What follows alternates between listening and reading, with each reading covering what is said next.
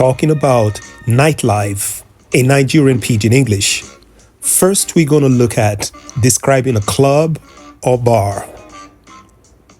I know somewhere where they're really nice. I hear say it really good. People say it dey really good. Na great place to go dance. Na great place to drink. Then they play a lot of music.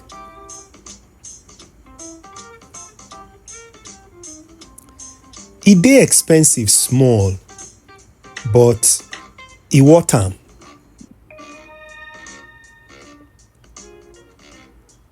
The best night na Saturday.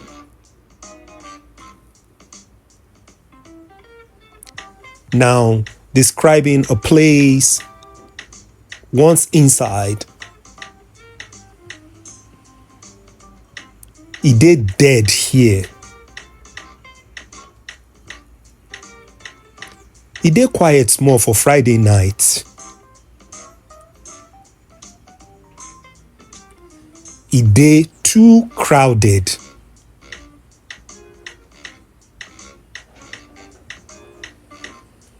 The place choke.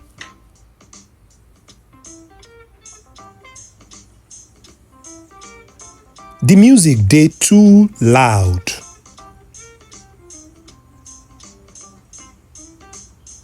E dey happen here.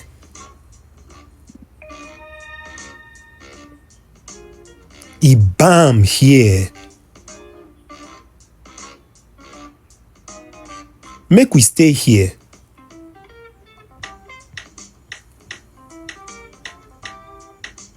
Make we go somewhere else.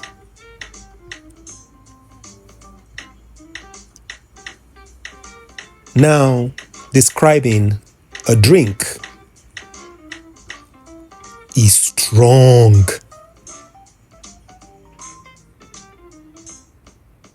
E dey enter person head straight.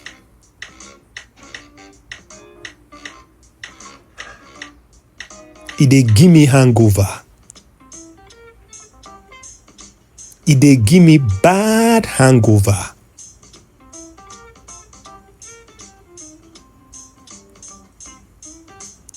The best beer wey I don ever drink na for the best drink wey I don ever drink na for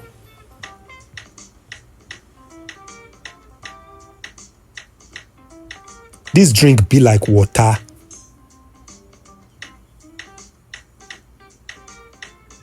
The alcohol content too small.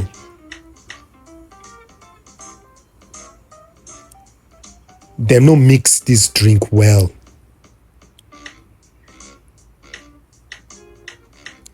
Now, describing drinking. I love to drink. I dey drink every weekend. I prefer wine pass beer. I prefer wine pass beer. I be social drinker. I no fit drink, I dey drive.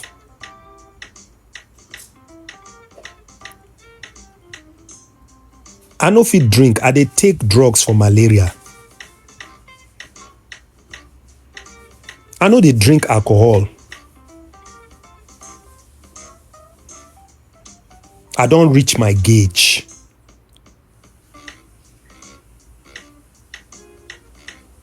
I dey tipsy. I get low tolerance. I did drunk really fast. Oh yeah, one for the road. I don't jogodo. I don't drunk. I don't shack pieces. I get terrible hangover. So these are expressions for you to talk about nightlife in Nigerian Pidgin English. See you in my next lesson. Bye for now.